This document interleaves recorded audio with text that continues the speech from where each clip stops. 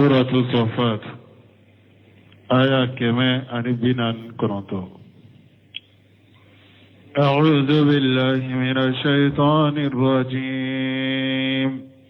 بسم الله الرحمن الرحيم. فاستفتهم ألربك البنات ولهم البنون أم خلقنا الملائكة إناثا وهم شاهدون ألا إنهم من إفكهم ليقولون ولد الله وإنهم لكاذبون أصطفى البنات على البنين ما لكم كيف تحكمون أفلا تذكرون أم لكم سلطان مبين فأتوا بكتابكم إن كنتم صادقين واجعلوا بينه وبين الجنة نسبا ولقد علمت الجنة إنهم لمحضرون سبحان الله عما يصفون إلا عباد الله المخلصين.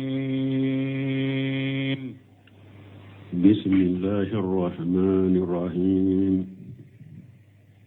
والصلاة والسلام على نبينا محمد وعلى آله وأصحابه وسلم تسليما كثيرا.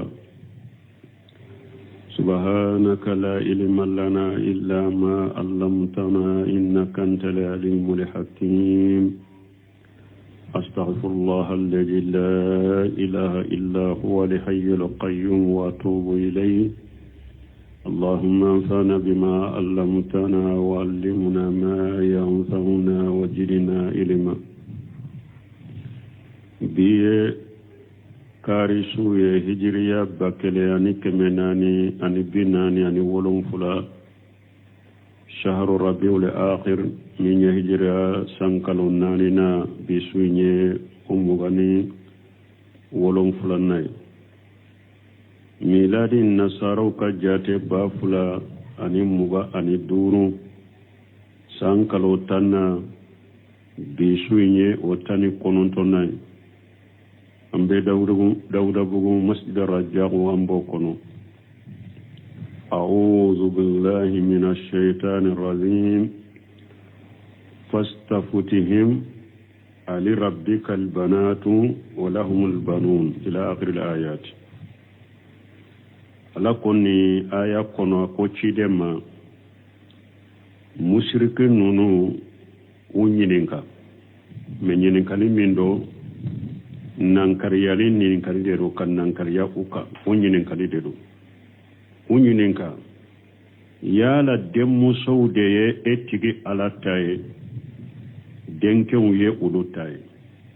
onyinin kanina am khalaqna al malaikata inasan wa hum shahidun ube ni mushriku ye malikaw ke ko malikaw ye musawde yala ni ala tumbe malikaw da wakati min ulu bora kalama de wa ka doko malikaw ne ala yu da ko muso de malikaw dalu usere yala lawa u bora kalama wa janko ununda afo ko malikaw ye muso ye ala innahu min ifkihim la yaqulun ala kunin fula ulu yere de ka galon juguye nu ya afo ka fo malikaw ye ala ka de musow ye ni nyu ka galon jugu de nu ya fo parce que ne ala ma malikaw da ko musow do uluma bo kalamo ma sera la ko malikaw ye musow ye ulu yere de ka galon fi ye ni anu ka galon jugu waladallah ka fo dembe ala bolo o ye ulu yere ka galon jugu de wa innahum lufule lakajibun galon tigelaw de do yakuma munu fonu ka fo dembe ala bolo galo ka fo malikaw ye muso ye galon jugo ko dembe ala bolo galo uyangalonde fe nonuye astafal banati alal banina ala be demmu sowde sugantiya denkew ka malakum kayfa tahkum munaw benin kiri sugu kiri de munaw benin munaw lu benin kiri sugu kiri ala be demmu sowde sugantiya ko luke ale tay ka denkew toy afala tazakkarun ya lawlute miri katasha am lakum sultan mubin ube yala delila bangalende baw bolone nawa ko ala demu sowde yala tay denkew ya aw tay delila jeden baw bolone na fatu bi kitabikum in kuntum sadiqin kitabu min baw bolo min bennin fo ko malikew ya ala ka demu sowye ani dewna ala ye malikew ayed musomawda ayed denkewda na yere demu sowde suganti ko ka letta ka denkew ke aw tay kitabu min ba aw bolo na bennin fo aya nati an kaye ka laja kono na ya surabaki kam min fo ni cinyade do wajalu bainahu wa bainal jinnati nasaba uye dambe do ala ni jinnaw ne nyogonce mushrikun uye dambe do ala ni jinnaw ne nyogonce ko parce que ala jinna muso do de furu ko ode malikaw soro alay wala ali alimatli jinnatu jinnaw yere ya dottigi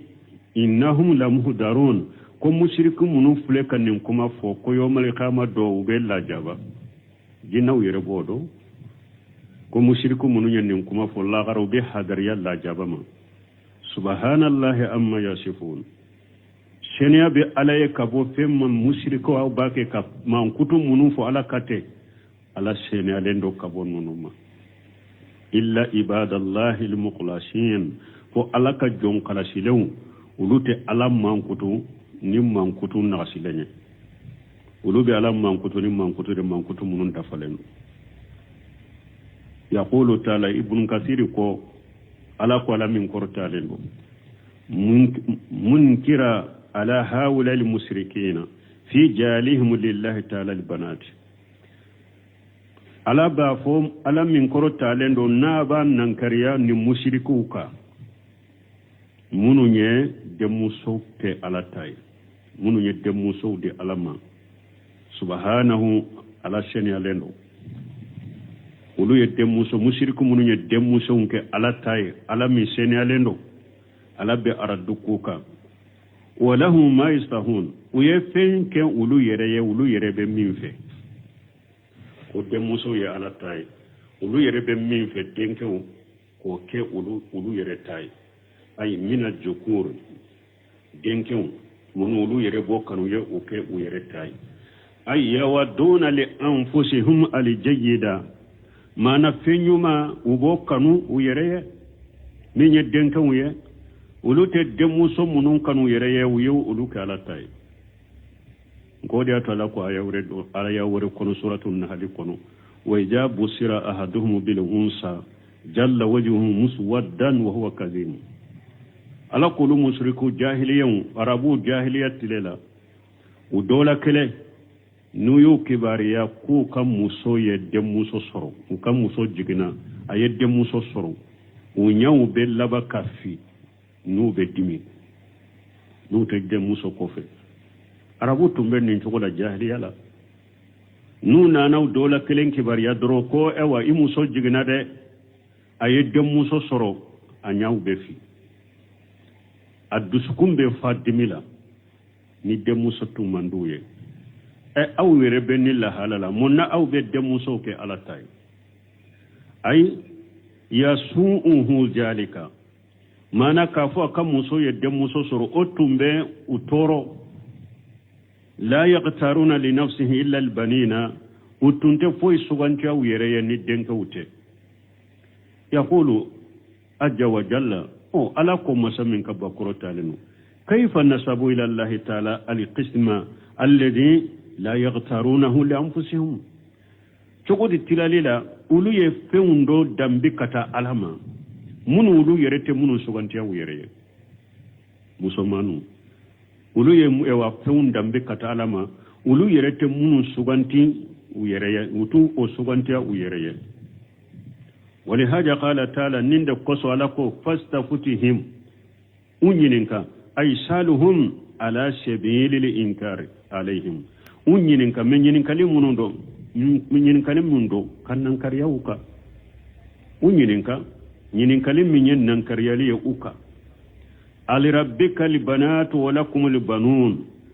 albanun ay yala ali rabbika albanatu wa lahum albanun yala den musoude ye etige alataye den ka wiye wulutaye nimbe komi ka qawli azza wa jalla ni ala ya fa ya rekono masamin kabba koro talendo alakum dhakaru wa lahul unsa tilka idja qismatu diza surat an-najm kono ala ko denke wude ye wulutaye den muso ye alataye tilika wakati nimi nintilale min fulani nyede idja qismatu diza ni nyetinyali tilali min jengenendo tilali min fule tilali jengenendo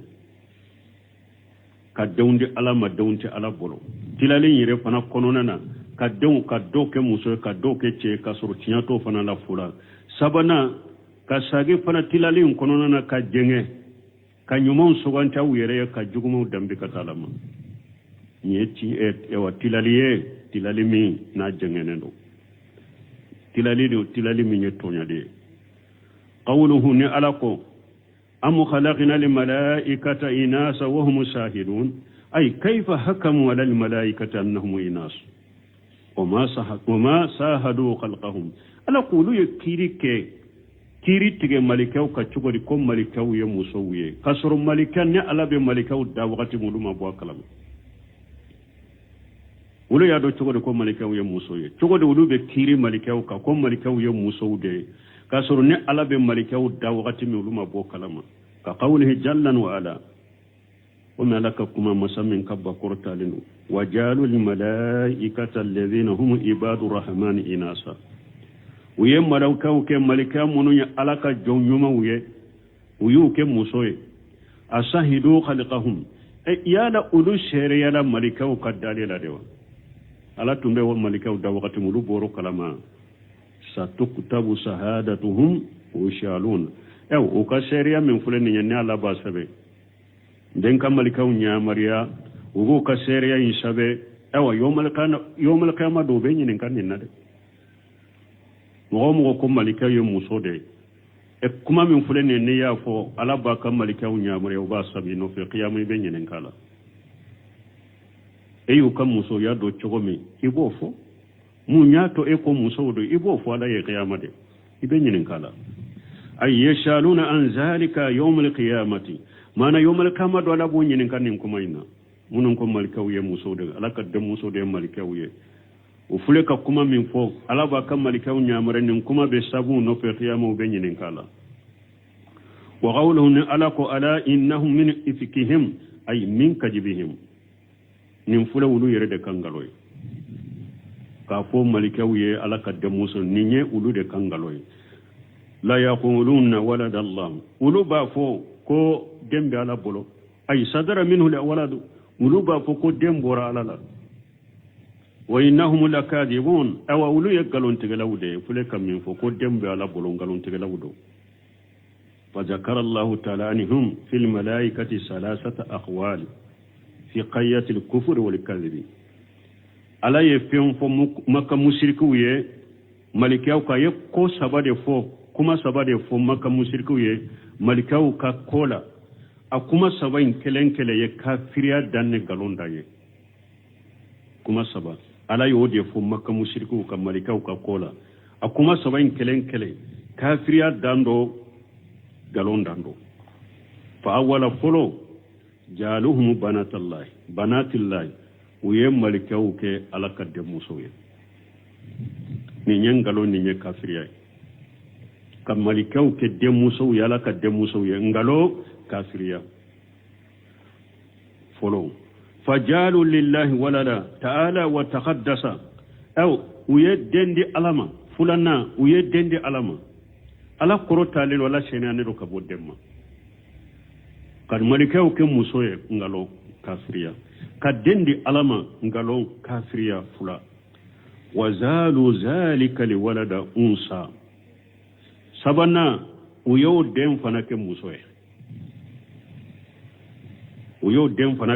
musoye summa abaduhum min dunillahi ta'ala wa taqaddasa o kofe uyo bato kufra alaka ko saba uye malikaw ke dem musoye kele fulana uye dendi alama wazalu liwalada unsa kaden ke musoye fana nununye fulana de sabana munye summa abaduhum min dunillahi o kofe uyo bato kufra alaka ta'ala wa taqaddasa وكل منها كافي في التقليد في النار جهنم نمفين سبا كلين كلين بلي أكلين كلين وصرا هذا ما ديما النبي لا دومي جهنم كل أكلين كلين وصرا كدين دي علامة كافري أنغلو أبي مغد دومي جهنم كل كدين كم مسوما فنايه كافري أنغلو أبي لا دومي جهنم كل كشاغي كولوب باتو كفر علاكا كافري أنغلو أبي مغد لا دومي جهنم كل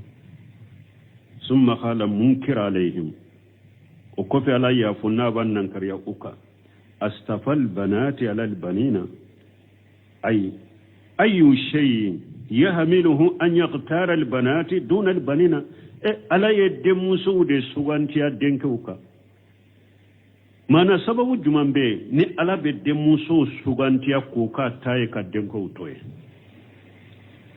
من بي على بلا ولا كقوله عز وجل نمبكم لك كما مسمن كبكرتا لنو أفأسفاكم ربكم بالبنين واتخذ من الملائكة إناسا يا لا أو تجي على ياو سبانتياني دموني أيرك ملكهم من دموسو كولو ملكهم من موسو يكوكا الدموسوية إنكم لتقولون قولا عظيما مشركون أو باكي كما فنيني كما من كبودة ala yere ka musomanu suganta yere dem musomanu suganta yere kuluka adewunye kaw sugantiya ni ewace manu uye aw ba fe ka galon ba fo ni nyede aba fe ka kuma do fe ni kuma min kabo wani haja qala tabaraka wa taala ninde ko sala ko lami ahera ka ta kurta leno malakum kayfa tahkum akwa munaw benin kiritige أي ما لكم أقول تتدبرون به ما تقولون يا لا هكلي تولى دوا أباك كم من فنابا جات من كتاش نابتا نونو فوتك نونو كريتيكتي هكلي تولى دوا ناب ميرينو كتاسوني أفلا تذكرون أو تميري أم لكم سلطان مبين أي حجة على ما تقولونه وبيالا دليل باو بلاو باك كم من فوت دليل باو بلاو فاتوا بكتابكم إن كنتم صادقين أي هاتوا برهانا على ذلك أباك كم من فدليل من باب لا ناتي كافو مالك يري مسلمانو دي على كد مسو دي دل من باب بولوني نا كتاب من باب بولوني دل من باب بولوني أيا ناتي يكون مستندا إلى كتاب منزل من السماء عن الله تعالى della min baw boloni naya nati della min be sembe kata kitabu do man fanaha kitabu min ni ala ya jigaw ka kabo sanfe musammin kortale no faman ummahatuhun kitabu baw boloni na della min baw boloni na della min be sembe kata kitabu la fana kitabu be jigi kabo ala fe ala min kortale no annahu ittakhadha ma taqulunahu kafo ala ye femmina ka ke denyaw ba ke kamin fo malikew wala yumina ko ke demusoy delila min baw boloni na ni delila imbe sembe kata kitabu ma fana kitabu mun bora sampe ka jiga o ka kanin fawye aya natike fa inna ma taqulunahu la yumkinu isnaduhum ila al-aql aw mi na ba ke kafo ateseka sembe kata hakili yerema bal لا يهوجه الأقل بالكلية حكي يريد تسكى من الفوير أو باكي كمين منا حكي أمين فو حكي يريد تسكى من يريد وقوله تعالى ألق وجال بينه وبين الجنة النصب ni alako ye dambe do ala ni jinna uche qila innal musrikina tawsirika law ko mushrikun qalu al malaikatu banatullah mushriku ko malikaw yala kadde musawde fasuilun faman ummahatuhum tuma mushriku yanin fo yunyinka malikaw baw ye jonye aw ko malikaw yala kadde musawye malikaw baw ye jonye qalu banatu sarawati aljinni ko jinna musodo ko alaye ode furu ko de malikaw so wali haja qala tabaraka wa taala ninde ko sala ko masami hera kacha kera akortaleno wala gadi alimatil jinnatu ay alladhina nasabu ilayhim zalika ala ko jinnaw yere yodo wuyennin dambi kata jinna munum made ko lay jinna musodo de ta ko de malikaw soro jinnaw yere ya do tigi innahum lamuhdaruna ay innal ladhina qalu zalika lamuhdaruna fil ajabi yawm al hisab likajbihim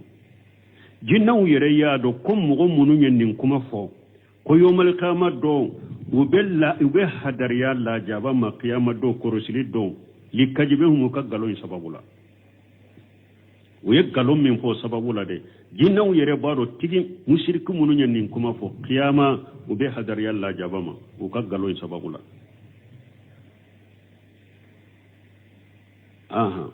وافترائهم وكغلون سببولا ني كغلون تيغي سببولا وقولهم الباطل بلا علم انو يكما تشيال من فوني يكما مني دوني توبولا جيناو يري يا دو مشرك منو ني فو به حضر يالله جواب القيامه وكغلون سببولا نو كغلون تيغي سببولا انو يباتر كما من فو كسرو ني دوني توبولا سبحان الله عما يصفون اي تعالى وتقدس ala korotaleno ala senaleno watanazzaha ala senaleno an yakuna lahu waladu denkake ala boro ala senaleno kaboma wa amma yasifuhu bihi jalimuna limulhiduna uluwan kabira anito nyali kelaw bake kalam mankutuni minye wal mulhiduna ani bambantun ni mugo jengelon kanagelon ubafe kamin fo ala kate kamin ala mankutuni minye ala korota lendo ka boama korota min ka boko sobe wa qawluhu ala ko illa ibadallahi almukhlasina istisna munqatu wa huwa min musbit ba fo ninde ma istisna munqatu sabati lide do ay illa an yakuna damiru fi qawli ta'ala ube damira kake alaka kumala amma yashifuna aida ila an-nasi jami'un imma istisna inake munqatu okore munye mana illa ibadallahi almukhlasina lakin ibadallahi almukhlasina alaka jon kala shilen ulute ala mankutu mankutu juguye wodi ninde to ko sina munkatu ne i ube har na make sisa munkatu ye demiru beke demiru be sagi kata jomma aidan ila nasi jamihum abe sagi kata hada madembema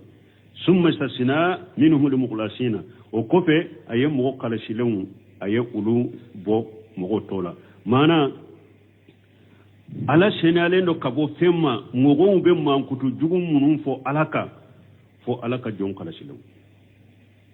wala ka jon kala shilon wa hum almuttabi'una lil haqqi almunazzal ala kulli nabiy wa mursal parce alaka jon nyuma ulu be tugu cinyade ko cinya min jigina kabo alafe ewa ala kulli nabi mursal tuya min jiginan nabi nyuman nabi maka ciden ka alaka jonyuman ugotu ulude ko ulute tugu kuma wore no femura ko dalila temenna wala donc ngi may si sinawu nakene nya na make mun khatu abeke ninye mana hada madembe munumbe alam man kutu ewa juguye bo fu alaka jommuminu jon kala shilun ulu koniya mugawde ulute alam man kutu juguye de parce que ulu be tugu fende ko min jigina kabo alafe nabi nyuma kelenkele ka ciden kelenkele ka ulu be tugu ulu de ko donc ulu te fenke dina la ulu te fenfo dina la della teminna sino hadama den tobe ube fende fo dina kono fa tugu fenko dina kono della teminna min te ciye wala ka jon kala silaw فإنكم وما تعبدون ما أنتم عليه بفاتنين إلا من هو صال الجحيم وما منا إلا له مقام معلوم وإنا لنحن الصافون وإنا لنحن المسبحون وإن كانوا ليقولون لو أن عندنا ذكرا من الأولين لكنا عباد الله المخلصين فكفروا به فسوف يعلمون فإنكم ما تعبدون ألكم مشركون أو أنابه كفيهم وفيهم بطو كفر ألك ما أنتم عليه بفاتنين أو تسك مغسفتنا أو تسك مغسفلي مغسيت كله كو كان يامر كينك إلا من هو سال الجحيم فني مغمين الجحيم الدنبغي جهنم الدنبغي ودرون بيتواوكو سنو تسك مغسفلي موسي تسكا أيري كلو كوتاكي فوجانا ودومبغا وما منا إلا له مقام معلوم أو جبلاكو أكو مغشيتي أو نفو جو يردوني دلبين أنا فاسكي ولو يماليكا منونك لك دموسي يكوبتوك فرالك جبلاكو ماليكا ويريكو كو مغشيتي ولا فيونتي ولو لفو جو يردوني دبيلا إكا جو يردوني دو ماليكا وجو يردبولا كوي ala ka jonde do ala ka dewunte bato feunte u ka jonya hakebe ala yu jo yoro mi be jo yoro de la ala yu bila min no bode ke la ya sunallahu ma amrahum mo shite aw na fo jo yoro do de bila wa inna lanahnu safuna aw malikaw do be uluka bara be ala yu ka bato munye ka jo ka safuke malikaw dobe aw naw bara yo ode ante ala de unyede ante batoka farala kade aw malikaw munu fulene nye malika be aw na do yoro donen de bila ite saka temuka damana bara do de bi bolo bato chogo do de bi bolo ni ala yu bila wala ite temuka de wa inna lanahnu safuna malikaw do ba na uluka bara yede ka safuke ala yu ka bato chogo yo dero ka jo aranga dero ka safuke ala malikaw do ba na ka bara yo ode وإنا لنحن المسبحون ملكو دوب أو نولوك باري مني علي ممبلوك نوباك علي قال سبحانه الله فوقت الدين ولتا يودي وإن كانوا لا يقولون أو مشركو تنباك كافو لو أن عندنا ذكر من الأولين ما كمشركو تنباكو كاكورو ko mogo folo munun temena na ya soro o mogo folo ka kosuma debe ulu bolo kitabu do jigina uluka nimbe mogo folo ka kibariya fo ni o tumbe ulu bolo la kunna ibadallahi mukhlasina qulu tumbe kala ka jon kala silewne ulu tunte mushriki yake sani qur'ana ka jigima ka mushriku ko tumbe ni ko mogo folo munun temena ni kitabu do tun jigina uluka ko mogo folo ka kibariya fo qulu tumbe kala ka jon kala silewne فكفروا به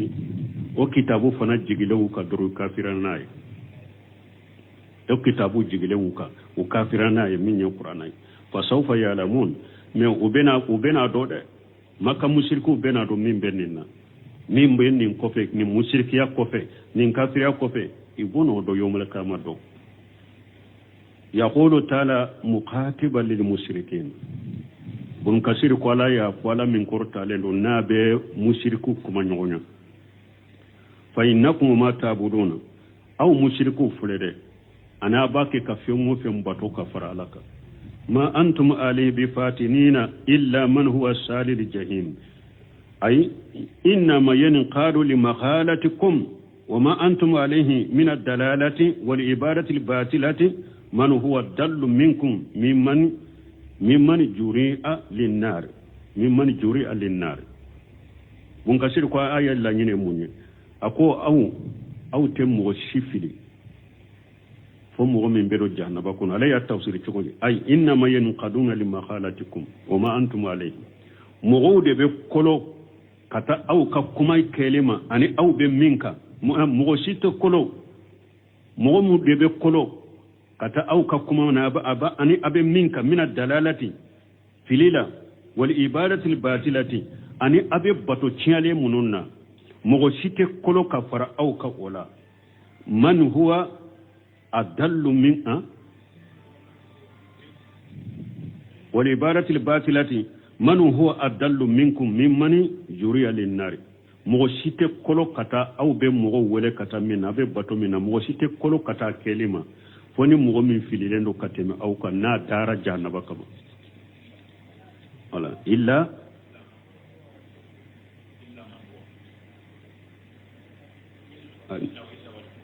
إنما ينقاد لمخالتكم ما أنتم عليه من الدلالة والعبارة الباطلة نتاكم من هو عليما إلا إندو إلا من هو عندك أنكدوي ما عليما إلا إندو إنما ينقادون لمخالتكم مغود بكلوكة أو ككمو وما أنتم عليه من الدلالة والعبارة الباطلة أنا بفلبانتيا منك na be filibantan minka ani bato ciyale minka mo site ire kolo katugo aw ko illa man huwa adallu minkum foni mo min filile no kateme aw ka min mani juriya lin nari min darata suma kama o doronde be tuga ko sino mo site tuga aw ko katuga ka filibantiya ko lahum qulubu la yafqahuna biha mo munu ni dusukun bula nu te se ka famuli ke nu ka dusukunye walahum ayun la yusiruna biha mu'minu ni nyew bula nyemunu nu te tiya yenu ye walahum adanu la yasmauna biha munu nitilo bula nu te tiya menu ka tilu ye ulaika kal an'ami bal hum adallu ulitigla mo be ko me baawunde bal wulu filile ka ndo ka teme baganyereka ulaika humul qafilun nununde nyinana alako wala mo sugu munumbe nin chogola wulude betu ko anaka bato fu sino mo sita uka kuma minana ka bato chinyale mo site fara au kala nini mo sugu te fa haja derbu minan nas donc nim mo qualité mo munumbe nin chogola huwa alladhi yanqadu lid-din shirk wal kufr wa dalalat mo min ben nin chogola de o mo sugu de be kolokata mushrika dina ma ani kafira dina ani fili dina sino mo site kolo kata mushrika dina ni kafira dina ma fonni mo sugu juma mo mi dusukum bala mi atake ka cinya famu na kar dusukunye kele nyaw bala mi atake ka cinya yana kan nyuye fula kilo bala mi atake ka ewa cinya meni akatilo uye awa utigu be kome baganyere kausa nununye awa ulude nyina lendo ala ko fana mo munumbe nin chogola de ni mo sugu de be kolo kata mushrikiya dina mani kafira dina ni filibantiya dina ni mo sugu de be kolo katuma kama qala tabaraka wa taala comme ni ala ya fo ala minni ahera kacha kortalenu innakum la fi qawli mukhtalif yufaku anhu man ufika aw ala ko kafirun mushrikun aw yere baki ka kuma fo kuma munun tekelenya de aw yere ka kuma be nyogon soso mais mogo de be sagi kabo chinyama mogo munu sagira kabo ala mushrikula ay inna ma yudallu bihi man huwa mafukun wa mubtilun mogo de be fili kabo chinyama mogo mi sagilendo kabo chinyama mogo mi ci ewa be sira chinyale unka ulu doronde be sagi kabo chinya ka fara awuka ثم قال تبارك وتعالى منجها للملائكة مما نسبوا إليهم من الكفر بهم والكذب عليهم أنهم بنات الله وكفى على بنا ملكه وسنيا ويمين دمبك تم ملكه وما كافريانا أني قالون تيجي كافون ملكه ويا على كدموسوي على بنا ملكه وسنيا كبوما على كأما منا إلا لهم مقام معلوم malikaw ko mo shite aw na fojo yoro donen de do bolo ay lahu mawdin maghsusun fi samawati wa maqamatu li ibadati la yatajawwajuhu wa la yata'addahu malikaw ko mogo site aunna fo yoro kere de bu ebolo sanfela la ala ye daw yoro de la ka dan yoro ye ode wa mahamatul ibadat ani bato jo yoro do de be ebolo sanfela la yatajawwajuhu wa la yata'addahu bato yoro min ni teme ula utun udan sago fana ibe daw yoro de la malikaw ye ode wa inna la nahnu safuna ay naqif sufufa fi ta'ati aw malikaw dobe awna ulu taye munye alay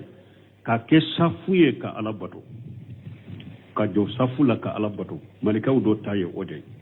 anni hujay fata radiyallahu anhu karisa mina hujay fata malaka je ka bo qala rasulullah sallallahu alaihi wasallam ko alaka ciden ko alaka tanuna tishibaka fudilina ala nasi bisalas ko ala yan fasamantiya mugo to ka ni fen sabai juilati sufufana ka sufuful malaikati kiren kam manton ala ya an ka safau ke komi malikau ka safa kele wajulati lana al ardu masjida wa turbatuha tahuran aw ala ya dugu kolo fambe ke kiren kam manton ye misiriye ka dugu kolo e wa buguri ko kamma sene ya fenye kata hadith sallaban wa qawlu ta'ala ni ala qala min qurtalin wa inna lanahnu almusabbihun ay nastaf fanusabbihu rabba wa numajjiduhu wa nuqaddisuhu wa nunajjihu an-nakhaish malikaw dobe awna ulutaye munye ka safuke ka Allah subhanahu wa ulu be ke safu de dro ka safu joli ye munye dro ka Allah subhanahu wa ube ala utiga Allah subhanahu wa ka ala bonya togofo ka ala seneya ka bon nagasi feumma fa nahnu abidun lahum fuqara ilayhi aw malikaw aw ni ala ka jonunde aw fatagilende be kata alama qadiuna ladayhi aw banyere majjiga ala korode am malikaw وقال بعض العلماء دون كما ودوكو وما منا الا لهم مقام معلوم الملائكه دون كما ودوكو مانا موشيت او نفوجو يرو دونن بي بولو ويم ملكاويه وإنا لنحن صافون الملائكه او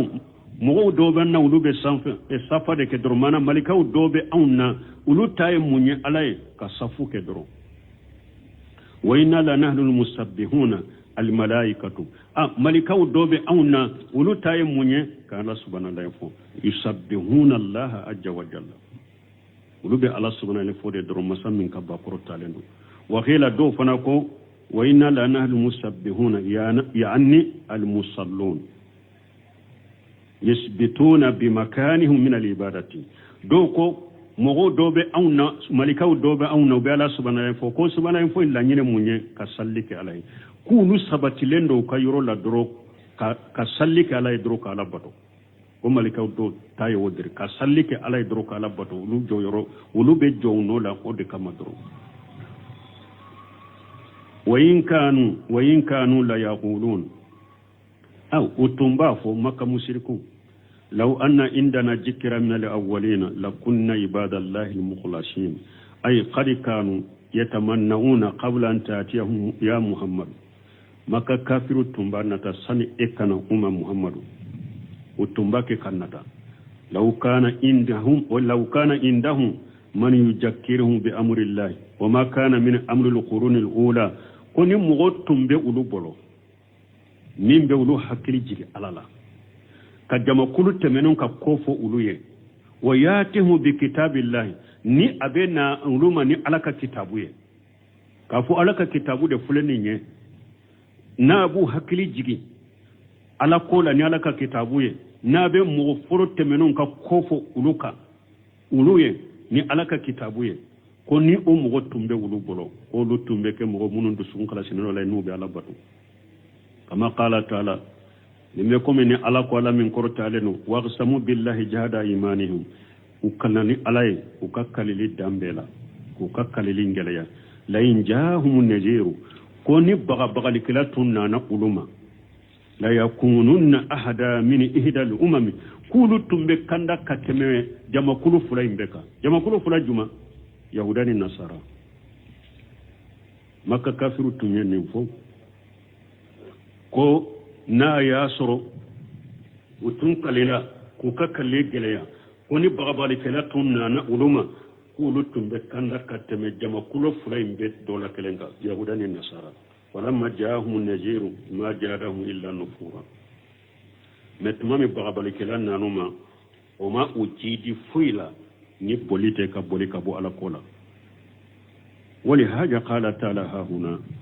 ninde koso ala ko ya ala min korta leno fakafaru bihi ala ko ye kitabu min ko fo ko ni kitabu tunjira uluma nimbe mo temenon ka ko fo uluye ko ulu tumbe kala ka jon kala sidawne o kitabu tuma mo kitabu nana uluma o kafirana ye fa sawfa ya'lamun ala ko jako benado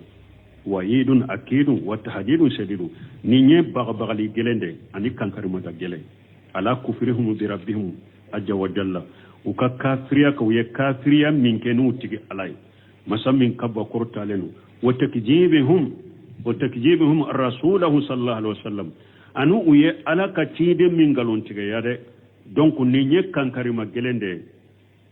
kata umma ni ala ko fa sawfa ya'lamun uyala galon tigi minke uye kafirin minke ni alai uye ala ka tide galon tigi minke ja kuwa ubena bwa kalama mimbe ke wala bagabagali geleni kankarima gelende fulani ni ala ya nyesuma ninye sallallahu waqti sharaya subhanaka allahumma rabbana bihamdika ashhadu an la ilaha illa anta astaghfiruka wa atubu ilayk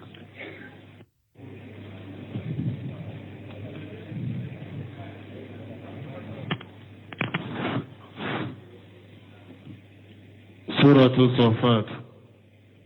آية كما أنبنا كرنتو أعوذ بالله من الشيطان الرجيم بسم الله الرحمن الرحيم فاستفتهم ألربك البنات ولهم البنون أم خلقنا الملائكة إناثا وهم شاهدون ألا إنهم من إفكهم ليقولون ولد الله وإنهم لكاذبون أصطفى البنات على البنين ما لكم كيف تحكمون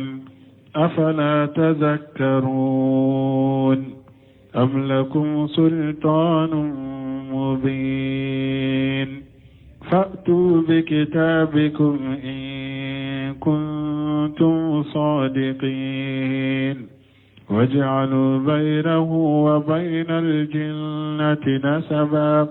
ولقد علمت الجنة إنهم لمحضرون سبحان الله عما يصفون إلا عباد الله المخلصين بسم الله الرحمن الرحيم والصلاة والسلام على نبينا محمد وعلى آله وأصحابه وسلم تسليما كثيرا سبحانك لا علم لنا إلا ما علمتنا إنك أنت العليم الحكيم أستغفر الله الذي لا إله إلا هو الحي القيوم وأتوب إليه اللهم انفعنا بما علمتنا وعلمنا ما ينفعنا وزدنا علما kari suye hijriya bakele ani kemenani ani binani ani wolon fula shahru rabiul akhir min hijriya sankalo nanina bisuye umugani wolon fula nay miladi nasaro ka jate bafula ani muga ani duru sankalo tanna bisuye otani konontonay ambe dawda bugu masjid rajagu ambo kono أعوذ بالله من الشيطان الرجيم فاستفتهم لربك البنات ولهم البنون إلى آخر الآيات. ala koni aya kono ko cidema mushrikin nunu unyininka me nyininka ni mindo nankariya ni ninkari dedo kan nankariya uka unyininka ni dedo unyininka yala demmu sawdeye etigi alataye denken ye ulutaye unyininka ninna أم خلقنا الملائكة إناسا وهم شاهدون وبين مشركو يه ملكو كم ملكو يه مسودة يالا نألا تنبه ملكو دا وقتمي ودو بورها كلام دوا كادوكو ملكو نألا يودكو مسودة ملكو دالو وشيري يالا لوا وبورها كلام وا جانكو ونوندا أفوكم ملكو يمسوي ألا إنه من إفكهم لا يقولون ألا كن ينفلوا يرد كغلون جوي نو يافو كافو ملكو ي ألا كدمسوي نيو كغلون جوي نو يافو بس نما ألا نألا ما ملكو دا كم مسودو ولما بوا كلام ما شرع لكم ملكو يمسوي ulu yere de ka galon fiye ni anu ka galon jugu waladallah ka fo dembe ala bolo o ye ulu yere ka galon jugu de wa innahum lufule lakajibun galon tigelaw de do ye kuma munu fo ni ka fo dembe ala bolo galon ka fo malikaw ye muso ye galon jugu ko dembe ala bolo galon o ye galon de fo nonu ye astafal banati alal banina ala be demmu sowde sugantiya denkewka malakum kayfa tahkum munaw ben ninkiri sugu kiride munaw ben ninkiri munaw lu ben ninkiri sugu kiri ala be demmu sowde sugantiya ko luke ale tay ka denkew toy afala tazakkarun yala wulute miri katashiya am lakum sultan mubin ube yala delila bangalende baw bolone nawa ko ala demu sowde yala tay denkaw ya aw tay delila jeden baw bolone na fatu bi kitabikum in kuntum sadiqin kitabu min baw bolo min bennin fo ko malikaw ya ala ka demu sowye ani dewna ala ye malikaw ayed muso mawda ayed denkaw da na yere yedde muso de suganti ko ka letta ka denke ke awtay kitabu min ba aw bolo na ben nin fo aya nati an kaye kalaja kono na ya surabaki kam min fo ni cinya de do wajalu bainahu wa bainal jinnati nasaba uye dambe do ala ni jinna woni nyogonce mushrikun uye dambe do ala ni jinna woni nyogonce ko parce que alay jinna muso do de furu ko ode malikaw soro alay wala gadi alimatil jinnatu jinna yere ya dottigi innahum lamhdarun ko mushriku munu fule kanin kuma fo ko yo malika do be la jaba jinna yere bodo ko mushriku munu nyen kuma fo la garo be hadar ya la jaba ma subhanallahi amma yasifun senia be alaye kabo fem mushriko aw bake ka man kutum munu fo ala kate ala senia lendo kabo nonuma illa ibadallahi almuqlasin fo ala ka jon kala silew ulute ala man kutu ni man kutu na silenye ulube ala man kutu ni man kutu de man kutu munun dafalen yaqulu ta'ala ibn kathir ko ala ko ala min kortalen munkira على هؤلاء المشركين في جالهم لله تعالى البنات على بافهم على من كرو تعالى نابا ننكريا نمشركوكا منو ني دموسو تي على تاي منو ني دموسو دي علما سبحانه على شني علينو ولو يدموسو مشركو منو ني دموسو كي على تاي على مي شني علينو ala be aradukuka walahum ma yastahun uye fenke ulu yere be min fe o demuso ye ala tay ulu yere be min fe denke ko ke ulu yere tay ay mina jukur denke mon ulu yere bo kanu ye o ke u yere tay ay yawaduna li anfusihim aljayyida mana fenyuma ubo kanu u yere min ye denke ye ulu te demuso munun kanu yere ye ulu kala tay ngodi atala ko ayawre do ala yawre kono suratul nahl kono wa ijabu sira ahaduhum bil unsa jalla wajhuhu muswaddan wa huwa kadhim ala qulu mushriku jahiliyan arabu jahiliyat lela udola kele nuyu kibariya ku kam muso ye demuso soro ku kam muso jigina aye demuso soro unyaw be laba kafi nu be dimi nu te demuso kofe arabu tumbe nin chokola jahiliya la nu nanaw dola kelen kibariya doro ko ewa imuso jigina de aye demuso soro anyaw be fi addusukum be fadimila ni demuso tumanduye aw were benni la halala munna aw be demuso ke alatay ay yasu'uhu jalika mana kafo kam muso ye demuso soro otumbe utoro la yaqtaruna li nafsihi illa albanina utunte foy sugantia were ni denka ute yaqulu ajja wa jalla o ala ko masamin ka bakoro talinu kayfa nasabu ila allah ta'ala alqisma alladhi la yaqtarunahu li anfusihim chogodi tilalila ulu ye feundo dambi kata alama munu ulu yerete munu sugantia were musomanu ulu ye ewa feun dambi kata alama ulu yerete munu suganti uyereye utu o sugantia uyereye ولهذا قال تعالى نند قصوا لكم فاستفتهم unyininka ay saluhum ala sabilil inkar alaihim unyininka menyininka limundo menyininka limundo kannan karyauka unyininka nyininka liminyen nan karyali uka ali rabbika libanatu wa lakumul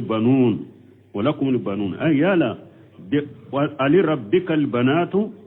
wa lahumul banun yala den muso de ye etige alataye den ka wulutaye nimbe komi ka qawli ajja wa jalla ni ala ya fa yawre kono masamin kabba koro talendo alakum dhakaru wa lahul unsa tilka ijja qismatu diza surat an-najm kono ala ko denke wude ye wulutaye den muso ye alataye tilka wakati nin tilale min fulani nyede ijja qismatu diza ni nye tilali min jengenendo tilali min fule tilali jengenendo ka dawndi ala ma dawnti ala bolo tilali yire fana kononana ka do ke muso ka do ke che ka soro tiyato fana la fula sabana ka sage fana tilali kononana ka jenge ka nyumon suganta wire ka jugumu dambi ka talama nyeti ewa tilali mi na jengenendo tilali mi nyetonya de qawluhu ni alako am khalaqna lil malaikata inasa wa hum shahidun ay kayfa hakamu ala al malaikati annahum inas wama sahadu khalqahum ala qulu kiri tige malikaw ka chugori ko malikaw ye musowiye kasoro malikan ne ala be malikaw da wakati muluma bo kalam wulu ya do chogode ko malikaw ye muso ye chogode wulu be kiri malikaw ka ko malikaw ye muso de kasoro ne ala be malikaw da wakati mi uluma bo kalama ka qawlihi jalla wa ala wa malaka kuma masamin kabba qurtalinu wajalu lil malaikata alladhina hum ibadur rahman inasa uye malakaw ke malikaw mununya alaka jonyuma uyu ke muso ye asahidu khalqahum yala ulu shari'a la malikaw kadalila dewa ala tumbe wal malikaw da wakati mulu boro kalama satuktabu shahadatuhum wa shalun o ka sharia min fulani nyanna ala basabe den kam malikaw nya mariya o ka sharia insabe yawmal qiyamah do be nyin kan ninna de mo ko malikaw yo muso de e kuma min fule ne ne ya fo ala ba kam malikaw nyaamure o ba sabi no fe qiyamu be nyenen kala e yu kam muso ya do chogo mi ibo fo mu nyaato e ko muso do ibo fo ala ye qiyamade ibe nyenen kala ay yashaluna an zalika yawm al-qiyamati mana yawm al-qiyamati wala bo nyenen kan nin kuma ina munun ko malikaw ye muso de ala ka de muso de malikaw ye o fule ka kuma min fo ala ba kam malikaw nyaamare nin kuma be sabu no fe qiyamu be nyenen kala wa qawluhu ala ko ala innahum min ifkihim ay min kajibihim nin fule wulu yere de kangaloy ka fo malikaw ye ala ka de muso ninye ulu de kangaloy la yaquluna walad allah ulu ba fo ko dembe ala bolo ay sadara minhu la waladu ulu ba fo ko dembora ala la wa innahum lakadibun aw ulu yagalon tigalawde fule kam min fo ko dembe ala bolo galon tigalawdo fa zakara allah ta'ala anhum fil malaikati salasata aqwal fi qayyati al-kufr wal kadhib ala yefem fo makka mushriku ye malikaw ka ye ko sabade fo kuma sabade fo makka mushriku ye malikaw ka kola akuma sabain kelenkele ye kafiriya danne galonda ye kuma saba ala yo de fo makka mushriku